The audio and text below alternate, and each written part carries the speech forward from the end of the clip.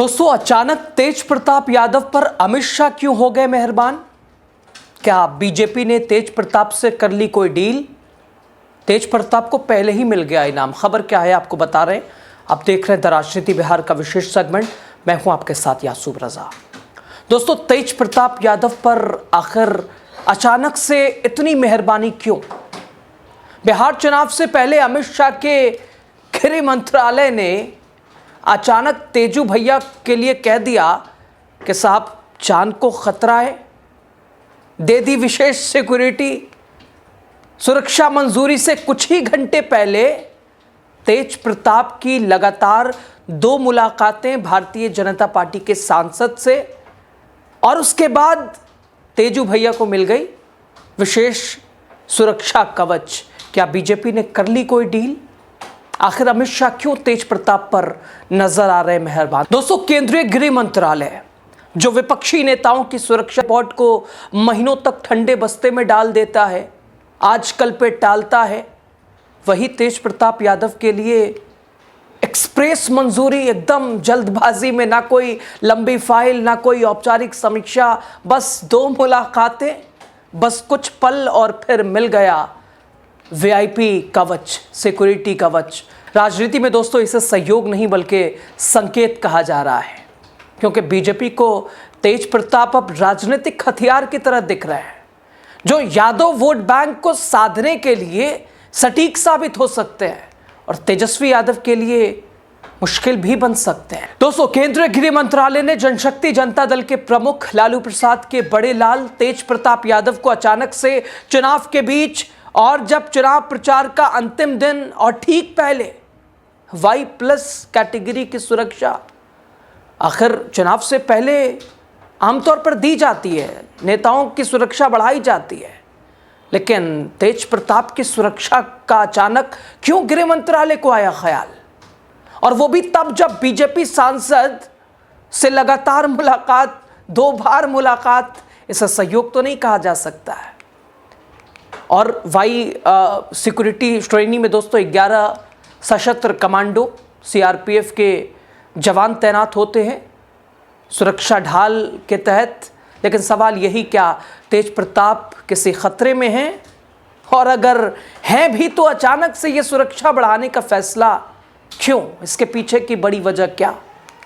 दोस्तों, पिछले हफ्ते पटना एयरपोर्ट पर बीजेपी सांसद रवि किशन और तेज प्रताप यादव की मुलाकातें होती हैं। एक बार नहीं, 2 बार मुलाकातें होती हैं। दोनों ने एक दूसरे की जमकर तारीफ की। उसके बाद इधर रवि किशन ने भी कहा कि तेज प्रताप नेक दिल इंसान है, दिल के अच्छे हैं।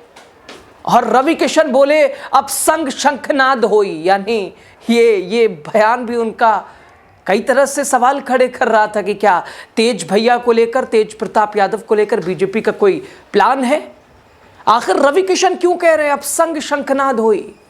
क्या हाईजेक कर लिया एक बार फिर तेज प्रताप यादव को? और उस मुलाकात के तुरंत बाद Y+ सिक्योरिटी तेजू भैया को मिल जाती है। तेज प्रताप ने मुस्कुराते हुए कहा कि 2 दिन में 2 मुलाकातें, ये तो सहयोग है। आप बताइए, क्या ये सहयोग है? लेकिन राजनीतिक गलियारों में इसे महज सहयोग नहीं बल्कि संकेत माना जा रहा है, क्योंकि इसके ठीक बाद केंद्रीय गृह मंत्रालय से तेज प्रताप को Y+ सिक्योरिटी मिलने की घोषणा हो गई। और ये वही तेज प्रताप हैं आज अपने भाई तेजस्वी के खिलाफ मोर्चा खोले हुए हैं। हाल ही में एक वीडियो भी सामने आया था जिसमें एयरपोर्ट पर तेज प्रताप शॉपिंग कर रहे थे, जबकि तेजस्वी मुकेश सैनी के साथ वहां पहुंचे गुजरते हुए। और इस दौरान दोनों भाइयों की नजरें तो मिली, लेकिन दोनों ने एक दूसरे से मुलाकात नहीं की, कोई बात नहीं की।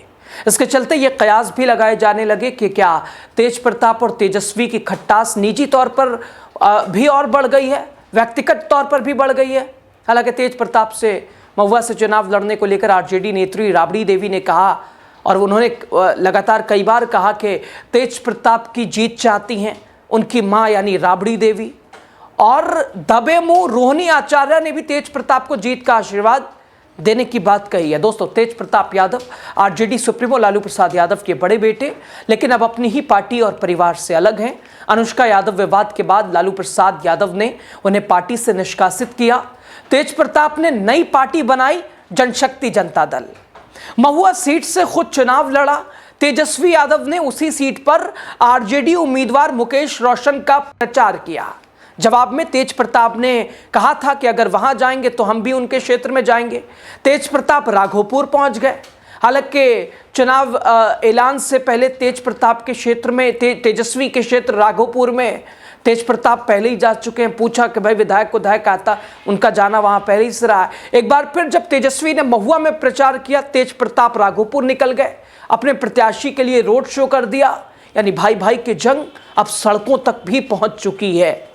और इस बीच बीजेपी का रवैया भी तेज प्रताप के प्रति बहुत नर्म, सॉफ्ट दिखाई दे रहा है। जो पहले तेज प्रताप को विपक्षी दलों का जोक कहा जाता था, बीजेपी कहती थी, वही अब बीजेपी के नेता, प्रवक्ता, सांसद खुलेआम तारीफ कर रहे हैं।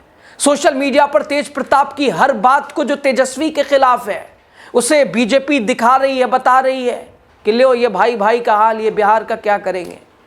दोस्तों, ध्यान देने वाली बात यह है कि तेज प्रताप ने खुलकर यह भी कह दिया था कि दोबारा आरजेडी में मर जाना कबूल करेंगे, आरजेडी में नहीं जाएंगे।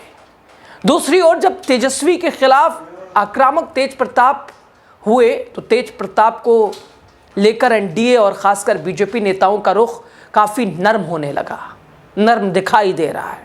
राजनीतिक विश्लेषकों का मानना है कि बीजेपी को तेज प्रताप एक पॉलिटिकल ट्विस्ट भी नजर आ रहे हैं, उनके लिए कुंजी भी नजर आ रहे हैं बीजेपी के लिए, जो यादव वोट बैंक में दरार डाल सकते हैं कुछ हद तक, बहुत ज़्यादा नहीं लेकिन कुछ, ना से हाँ बूंद बूंद तालाब भरने वाली सिचुएशन। और शायद यही वजह है कि केंद्र ने उन्हें सुरक्षा भी सुपर फास्ट दे दी है, सुपर फास्ट सुरक्षा मिल गई है। क्या गृह मंत्रालय की सुरक्षा व्यवस्था राजनीतिक सुविधा बन गई है। आरजेडी और कांग्रेस नेताओं का आरोप है कि जहां विपक्षी नेताओं की सुरक्षा रिपोर्ट महीनों तक मंत्रालयों में पड़ी रहती है, बीजेपी के हित में बोलने वाले चेहरों को तुरंत Y+ सिक्योरिटी मिल जाती है। क्या आप ऐसे बीजेपी की तारीफ कीजिएगा, आपको सुरक्षा कवच बढ़ा दी जाएगी, आपकी मिल जाएगी, ऐसा है। बीजेपी का विरोध कीजिएगा, आपकी सुरक्षा छिन जाएगी। तेज प्रताप को लेकर भी यही सवाल एक तरह से उठ रहा है, क्या यह सुरक्षा है या राजनीतिक सुरक्षा है। क्या एक डील हो चुकी है तेज प्रताप यादव से। और चुनाव प्रचार के दौरान भी तेज प्रताप ने कहा कि वो वहां जाएंगे जो रोजगार, शिक्षा, स्वास्थ्य, पलायन की बात करेगा। तो एक तरफ से उनकी बात से तो झलक रहा, बीजेपी तो ऐसी बात करती नहीं है। बीजेपी तो अपराध, कट्टा और न जाने क्या क्या, कौन सा राज, कौन सा दिन, कौन सा समय।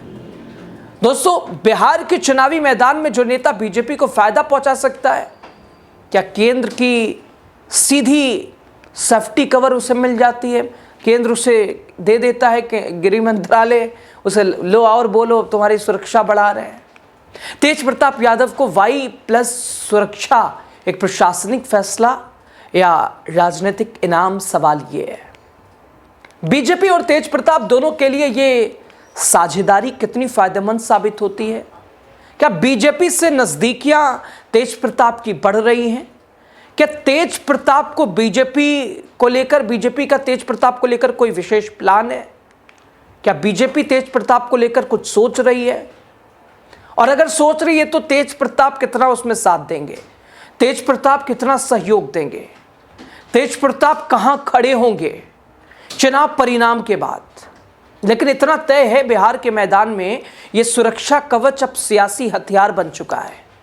तेज प्रताप को Y+ सिक्योरिटी सुरक्षा के बावजूद लोग पूछ रहे हैं कि भाई देना था पहले ही दे देते। अब तेज प्रताप को सुनकर, उनकी गतिविधियों को देखकर ये कवच देने का मतलब क्या राजनीतिक लाभ, सुरक्षा कवच या सियासी हथियार। ये डील क्या हो चुकी है। तेज प्रताप क्या सोचेंगे, क्या करेंगे।